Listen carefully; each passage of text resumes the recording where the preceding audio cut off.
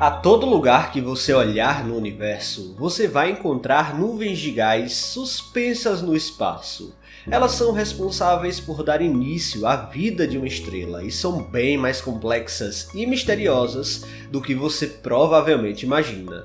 À espreita, dentro dessas nuvens de gás, um astrônomo encontrou vários glóbulos escuros que contrastam fortemente com o fundo de gás ionizado muito brilhante. Geralmente muito menores do que a nebulosa principal, essas estruturas ainda não são totalmente compreendidas, devido à natureza muito complexa. Mas o que exatamente pode estar por trás desses glóbulos? No vídeo de hoje vamos conhecer os glóbulos de Bock, encontrados no espaço profundo.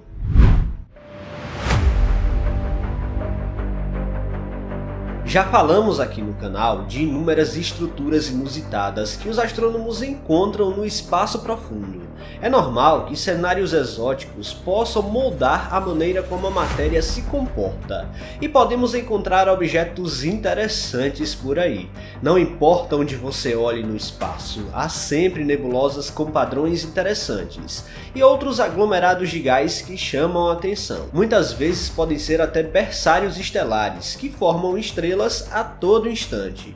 Neste caso, os glóbulos encontrados no espaço profundo são uma dessas estruturas mais exóticas. E bom, quando você está diante de uma nebulosa muito brilhante, o que você menos espera é a aparição dessas estruturas que parecem ser até falhas no gás geral. No entanto, os glóbulos de Bock estão longe de ser qualquer falha, mas sim um tipo de nebulosa muito interessante. A história por trás dos glóbulos remontam às observações do astrônomo Bart Bock, daí que vem o nome das estruturas, quando os descreveu em um artigo publicado em 1947. Eles criaram a hipótese de que essas nuvens escuras e densas de gás estavam se contraindo gravitacionalmente para formar novas estrelas, e descreveram essas nuvens como semelhantes a casulos de insetos.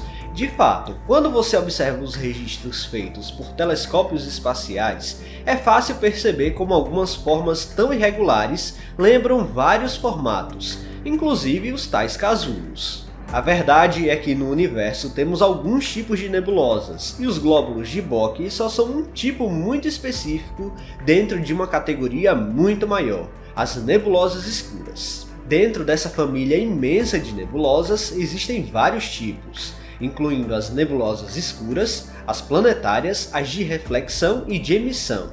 As nebulosas escuras são compostas apenas por gás avulso no espaço, sem estrelas próximas o suficiente para iluminá-las. Isso cria padrões escuros no céu noturno, incluindo os próprios glóbulos de Bock.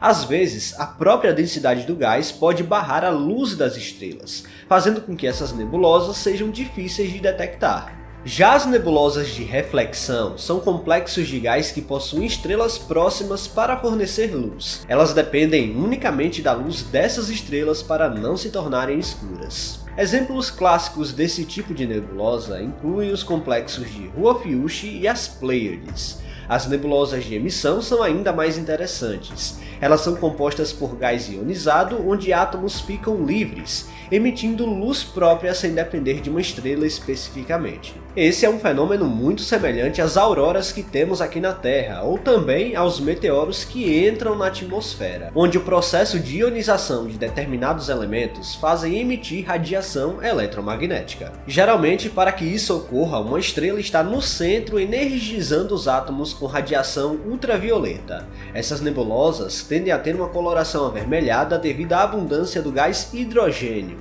que costuma emitir radiação eletromagnética correspondente ao comprimento de onda da cor vermelha. Por fim, as nebulosas planetárias foram chamadas assim porque quando foram descobertas, as associaram com planetas. Elas podem ser tanto de reflexão quanto de emissão. As nebulosas planetárias são formadas quando uma estrela evolui para a fase final de sua vida e perde suas camadas externas para o espaço, formando uma nebulosa ao redor do núcleo da estrela. Dessa forma, os glóbulos de Bock são nada mais nada menos que nebulosas escuras, só que com estrutura muito menor do que vemos por aí. A verdade é que eles chamam bem a atenção por conta do contraste que há com a nebulosa ao fundo. Infelizmente, os astrônomos ainda não são capazes de determinar com precisão todas as métricas por trás desses glóbulos, mas o que sabemos até agora, pelo menos, é que podem medir 1 ano-luz de diâmetro e a massa total do gás é equivalente a 100 estrelas como o Sol. E isso pode fazer com que estrelas duplas surjam dentro dessas nebulosas, ou quem sabe até sistemas múltiplos de estrelas. Apesar da dificuldade de ver qualquer luz através dessas cortinas de gás, sabe-se que há hidrogênio e outros elementos como carbono e hélio por ali. Em alguns casos, como dentro da nebulosa NGC 281, os glóbulos podem apresentar até uma cauda que lembra um cometa, quando a radiação ultravioleta de estrelas próximas empurra o gás como se fosse o vento solar empurrando a atmosfera de um cometa real. No entanto, um dos melhores exemplos de glóbulos de Bock é a nebulosa Barnard 68. Observe só essa imagem, parece um buraco no espaço-tempo, mas o que estamos vendo é uma cortina de gás tão densa que a luz do espectro visível não consegue atravessar. Mas só uma imagem em infravermelho que tem comprimentos de onda maiores revelam as estrelas que existem ao fundo por trás do glóbulo. Essa nebulosa específica está localizada a pouco mais de 400 anos-luz de distância. Até o momento, os procedimentos utilizados para investigar esses objetos se fundamentam na densidade dessas nuvens, que é calculada através da extinção de radiação infravermelha atravessando o gás. Em outras palavras, sabendo quanto de luz é absorvida quando o fundo de estrelas passa através do glóbulo,